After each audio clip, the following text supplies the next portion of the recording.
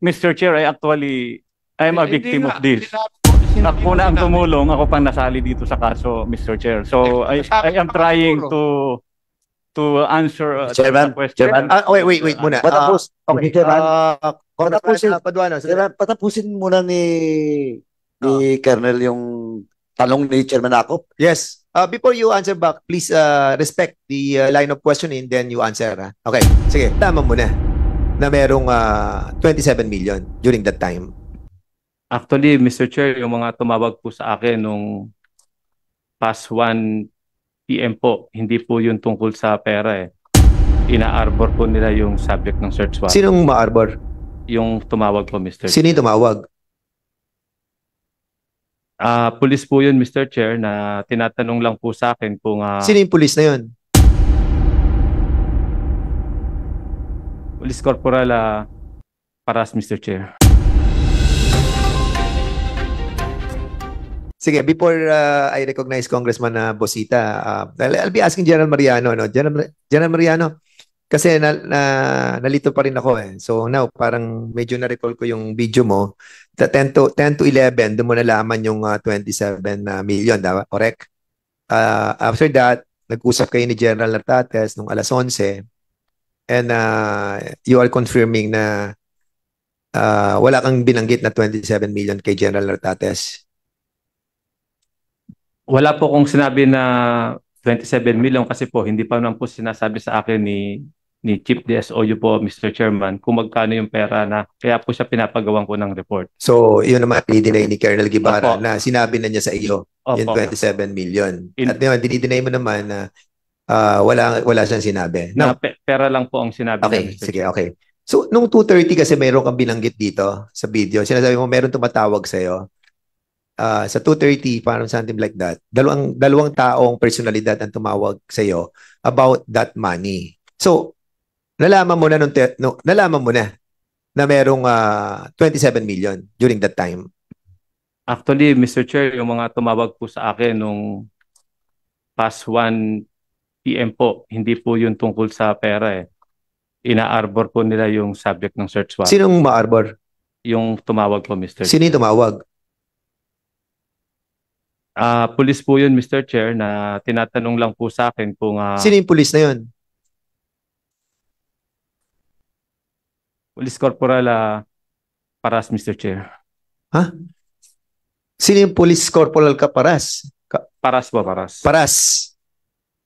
Taga saan siya? Anong unit siya? Bakit niya? Anong kapasidad niya para arborin sa iyo yun? General ka, tapos ano sinabi mo sa kanya? Tinatanong po kung sinabi ko po na tinext ko naman po si Chief DSOU kung ano po yung pangalan na binigay. Sinabi po nila na yun po ay subject ng search warrant.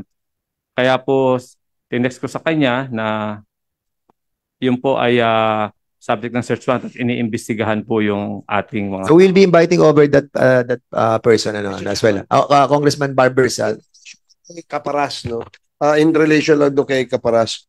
Kilala mo ba, General Mariano, yung Caparas, yung Corporal Caparas? Paras, pare. Paras? Paras po, Mr. Chair. Yeah, do you know him personally? Kakilala po, Mr. Chair, pero hindi po yung ganung kaano. Bakit tumawag siya sa'yo, kamo? According to him, Mr. Chair, pinakasuyuan lang po siya ng dati niyang boss na... Yun nga eh, you have to be transparent. Sino yung dati niyang boss na nag-utos sa kanyang kumontak sa'yo, General? Nakisuyo daw po may nakisuyo po sa dati niyang boss na si Colonel Rosales na dati pong Chief of Police ng Parañaque, Mr. Chair. Thank you, Mr. Okay, Chair. ituloy natin, General Mariano, no? And we will be trying to investigate in the veracity of what you're saying right now, no? And we can dig deeper on that because sinasabi mo, corporal lang yun, nakakatawag sa iyo. So somebody is behind that man, of course, no? So, nung 9 PM naman sinabi mo may tumawag uli sa iyo. So, ano itong, hindi ka na ba ano yung tawag sa iyo nung 9 PM? Kasi nung ni-review ko, ganun din, may sinabi ka may tumawag eh. Sino yung tumawag sa iyo? Chinese din po, Mr. Chair. Si Mr. Anthony Chuang. Anthony Chua. So, kilala mo siya? Kakilala ko po, Mr. Chair. So, tumawag siya sa iyo. Ano sabi niya? Yun nga po, tinatanong po yung dun din po sa subject ng search warrant yung subject. Sabi ko po na kumuha na lang po ng lawyer, Mr. Chair, kasi po, yun po yung subject ng search warrant.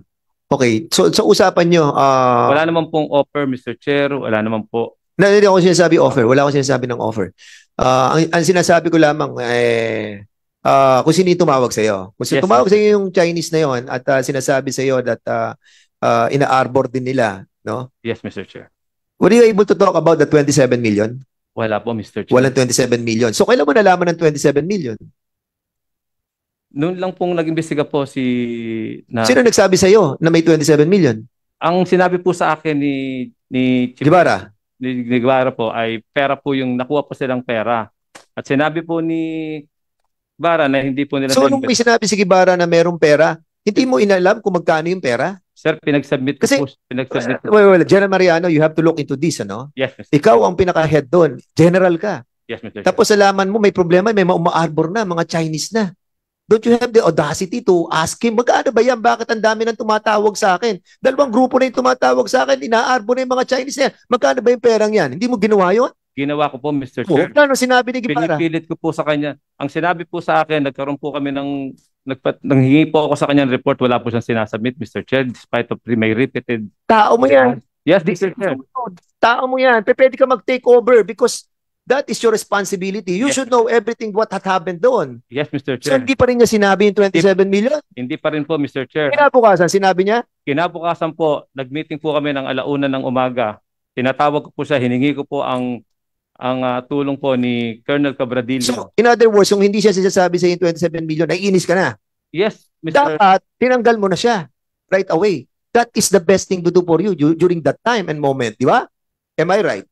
Yes, Mr. Chair, pero po Pero bakit hindi mo siya tinanggal? Kailan mo siya tinanggal? nung pong Kailan? September, hindi ko lang po. 27. Yes, Mr. Chair. Napakahaba ng panahon, General. From 2016 na nalaman mo na may mga tumatawag na sa iyo, during that time, 11 a.m. nagkausap na kayo ni General Nartate, sinabi mo na merong amount na nakuha. Yes, 2:30 may tumawag din sa iyo, sinasabi, Yes, ina-arbor na. 9:00 meron na rin Yes. na tumatawag sa iyo. Hindi ka na ba nagduda doon na may malaking problema to? Kailan mo exactly nalaman yung 27 million? Nung yung pera po, sir, nung Sunday na lumabas po na nagkaroon po kami ng meeting. Kasama po nung 1:00 ng hapon, kasama po si Jolet, kasama rin po si Colonel Cabradilla at si Lieutenant Colonel Yogo.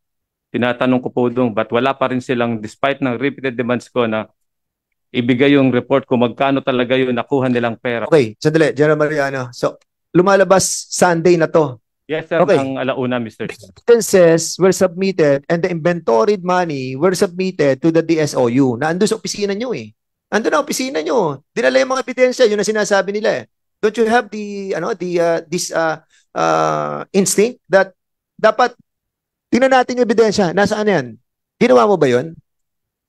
Sir, wala sa DSOU yung pera, Mr. Chair. Hindi ko alam kung saan nila kinuha. At nung gabi na sinasabi nila, So- Mr. Chair, So, ngayon, okay. Yes. So, ngayon, kino-confirm mo that yung pera wala doon sa opisina. yun po yung No. Yun yung sinabi mo kanina, di ba? Opo, Kino-confirm Mr. mo. Opo. So, now, mapapatunayan na natin dito that these people are all lying because yung sinasabi natin pera ay wala doon sa DSOU, wala doon sa opisina ninyo. Is that right? Tama po, Mr. Chair. Talaga pong wala po sa kanila yung pera. Okay. Kaya po ako naghahanap ng report. Pilit ko silang sinabi ko rin po kay... Okay, having said that, nakita mo yung 4.6. Hindi rin po, Mr. Chair. Sa report lang po na sinubmit ni Guevara po. Nandun po. Yun lang po rin po nakita ng mga other officers na nandun po sa DSOU. Yun lang pong 4.6. So in other words, dumating ang Sunday, dumating na yung media. Hindi ka ba nagtaka nang dumating yung media? Suddenly, ando na yung pera. Kasi hindi mo hinanap the whole day or the whole of Saturday, the whole of Sunday morning and in the afternoon. Di ba? Sino Hinanap- nagpatawag ng media? Kailan mo pinatawag ang media? Hindi po ako nagpatawag ng media, Mr. Sino Chair. nagpatawag ng media? Sila po ang nakakalam po, Mr. Chair. Kasi po gabi po raw nila ginawa yun, Mr. Chair. Hindi ko po alam yun. So hindi mo rin alam na may darating na media doon? Wala po.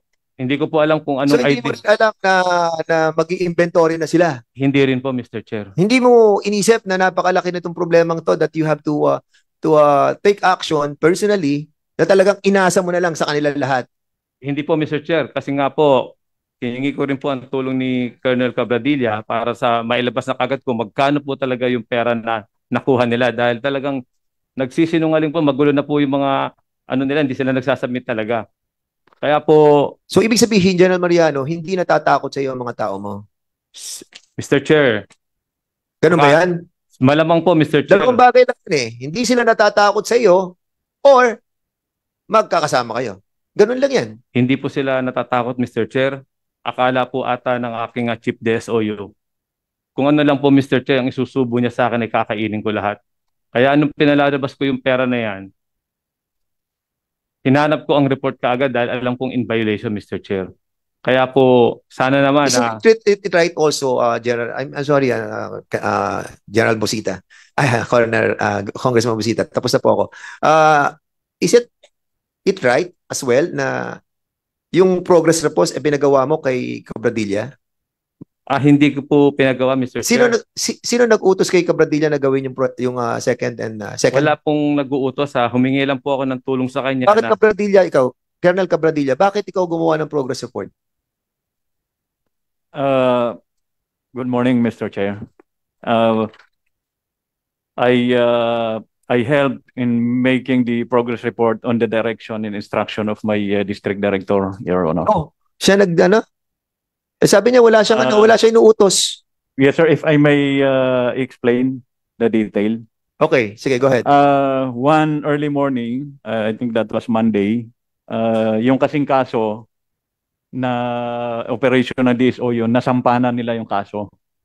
And pag kinabukasan, hinahanap na ni district director yung report.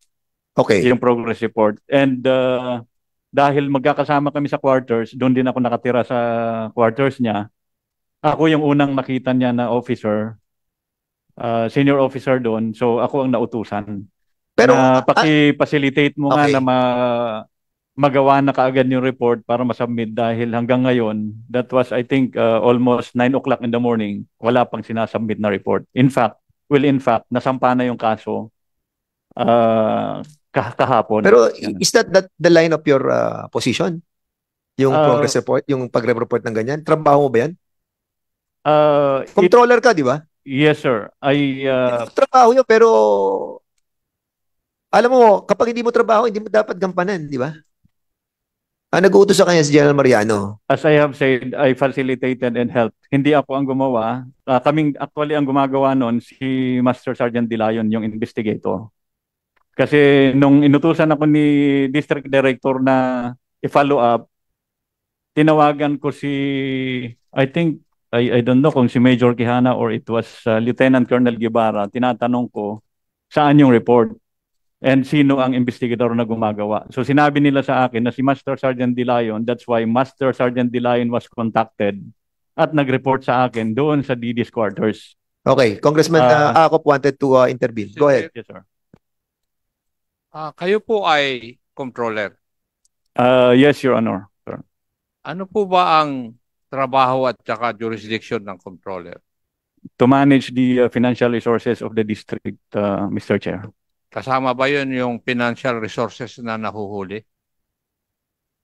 Among other my duties and Hindi, responsibilities. I'm asking you, kasama ba sa pag-manage ng controller yung pera ng mga nahuhuli subject of warrants or search warrants? No, Mr. Chair. O bakit ka nakikialam? Hindi po ako nakialam, Mr. Chair. Pakikialam yun? Hindi po ako nakialam sa pera, Mr. Chair. We are talking about the report, Mr. Chair. Pakikialam yung ginawa mo? No, I helped only in the making of the second progress report, Your Honor. That's nothing to do about the money. Bakit ikaw ang nagsusupervise ng paggawa ng second progress report? It was because I was instructed by my district director to follow it up, Your Honor. Bakit hindi yung director for operations ninyo o yung director ng investigation division ninyo? Bakit ikaw? As I have said, one early morning doon sa quarters, ako yung Bakit unang nga ikaw yung eh? nakita Hindi niyang naman- officer hindi doon. naman tinatanong ko kailan o ano eh. Bakit ikaw ang nautusan ng iyong direktor? Samantalang hindi mo linya. It is up to the district director. Ako po yung inutusan niya, Your Honor. I don't have any control on that, Mr. Chair. Hindi mo sinabi na wala akong alam dyan? Mr. Chair, I'm a Hindi victim nga. of this. Sinabi Ako na ang tumulong, ako pang nasali dito sa kaso, Mr. Chair. So I am trying to answer Chairman, the question. Chairman. Wait muna. Patapos. Okay, Chairman. Patapusin. Congressman Paduano. Patapusin muna ni Colonel yung tanong ni Chairman Akop. Yes. Before you answer back, please respect the line of questioning, then you answer. Okay, sige. So, Congressman Akop, please. Wala. Ako naging controller ako, iho eh. Pero hindi ako nakikialam sa mga bagay-bagay na hindi ko jurisdiction. Ikaw, pakialamero. Di ba?